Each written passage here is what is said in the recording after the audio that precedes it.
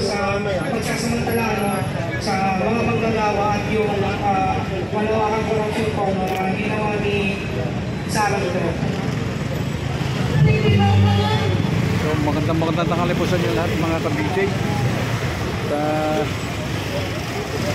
Nasa tapat pa tayo ng Supreme Court ngayon mga ka-BJ at nandito pa rin po yung mga nagrarally.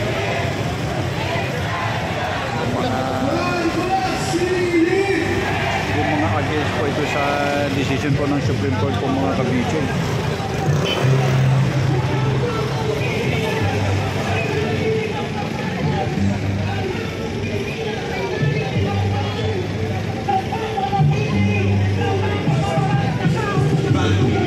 Patuloy na naghira, parang walang bukas parin sa pagpapahira. Katulad lang na ito nagkakaman, dito sila pinahirapan, hindi kung nagkakahila, gusto pa kinikita. Katirikan po ng araw mga ka-BJ, tignan yung mga pulis na mga nagbabantay ng mga pulis. Pasensya, benepisyo ay wala pa, kahit pa magsipag, kung hindi gumagaan, dahil sa punta instruction mismo dahil wala silang pakialam kung sino ang napigil sa halak. Isa ay kumikita, hindi tayo nalintana, kaya ang paraan kung ito sa pagkakagapos, pinakapanahon para sa atin ang bumawag sa mga pagsubirin ng tagot ng mga natutak na nagiging dahil kung ang bayan natin mahirap. So, rin po mga maganda po banda rito mga ka-BJ, hindi pa po mainit ha. Maganda po pwesto nila mga ka-BJ.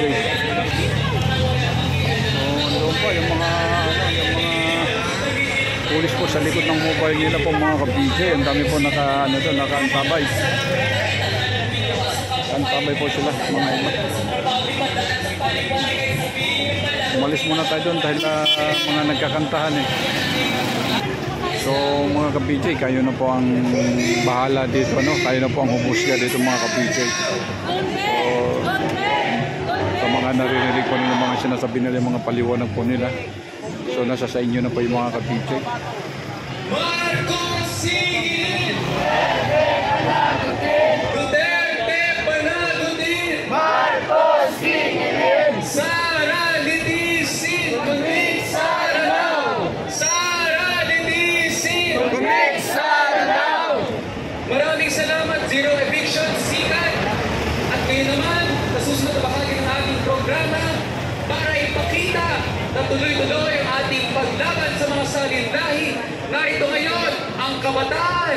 Kaya mula sa Kabataan Party List, tinatawagan natin si Rene Go. Pag-asa ng bayan! Kainitan po. Pag-asa ng bayan! Happy Youth Day po sa ating mga kabataan! Pero kahit kami, all smiles at syempre full of optimism, galit na galit kami sa lahat ng mga developments sa aming kinabukasan.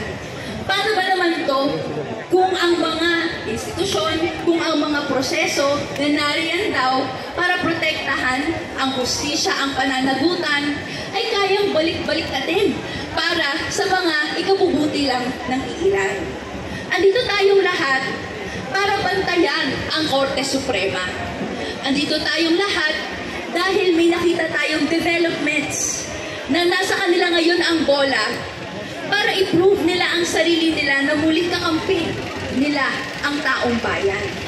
So tayo, sa Makabayan Bloc, ang Kabataan Party List at Teachers Party List, nag-file tayo ng motion for reconsideration doon sa kanilang desisyon sa Duterte versus House of Representatives, kung saan sabi nila no, null and void ang mga proceedings so far dahil walang jurisdiction ang Senate sa impeachment complaint at dahil dito immediately executory yung pagbabasura ng pag-process ng impeachment complaint. Hindi lang tayo ang nag-file ng motion for reconsideration. Napakaraming grupo. In fact, today, may bagong grupo na nag-file ng reconsideration. Online at siguro sa media, nakikita natin yung napakaraming lawyers, napakaraming grupo. Lahat tayo nagtataka. Bakit ito ang naging ruling ng Korte Suprema? Bakit din ganito ang pagtingin ng Senado doon sa kanilang mandato na kaya nila at sila lang sole arbiter, no, ng impeachment trial. At ganito sila willing na ibasura, no, i-sweep under the rug yung kanilang tungkulin. Ano bang ibig sabihin ng rekonsiderasyon? Ibig sabihin nito, maghahain tayo ng petisyon at ang Korte Suprema, kung sang-ayon ang lahat ng mga final natin, no, dapat nilang i-review yung kanilang arguments. I-review yung arguments ng mga partido, tignan ulit yung mga ebidensya, at maaari, no, i-reaffirm nila yung decision na nilabas nila, pwede rin nilang balik na rin. So, siguro, pag tignan natin sa kasaysayan, ano ang instances na, gaya nga dito sa aming reverse Uno card, na reverse ng Supreme Court yung kanilang mga desisyon. No? Kung titignan natin ang kasaysayan, iilan lang talaga ang mga desisyon nag-reverse. Meron pa dito na agawa natin dito. Hinahamon natin ang Korte Suprema na tumitigil sa taong bayan. Kasi ano ba ang kasaysayan ng mga iba't ibang mga kampanyang masa?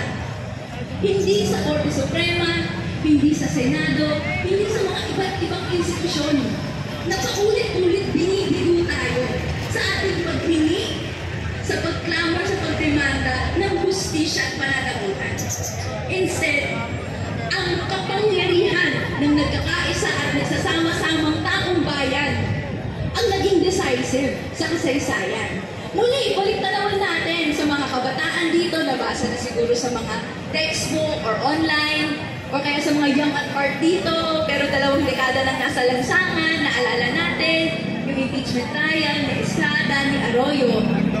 Ano ba ang decisive? Ang decisive, no, ay ang mas maraming napapakilos. Kung mas marami tayo sa hanay na ito, mararamdaman ng mga institusyon na kahit anong gawing pagtatago nila, kahit anong gawing pagbabaluktot ng batas, hindi sila makakatakas sa lansangan.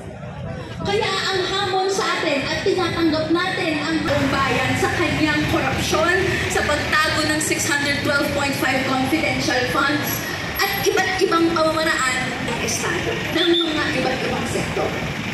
Kaya po, ngayong International Youth Day, ngayong National Youth Day, ang kabataan dito ay hinahamon na dalhin ang kanilang mga classroom, dalhin ang ituloy! Isip pa, mas malakas, impeachment ituloy! Sara panagutin! Impeachment ituloy! Sara panagutin! Impeachment ituloy!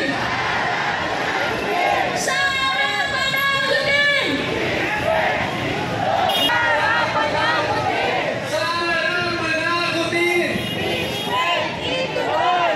Narito ang mga kasamang mga kabataan na patuloy na lumalaban para sa ating mga karapatan at para sa katulungan.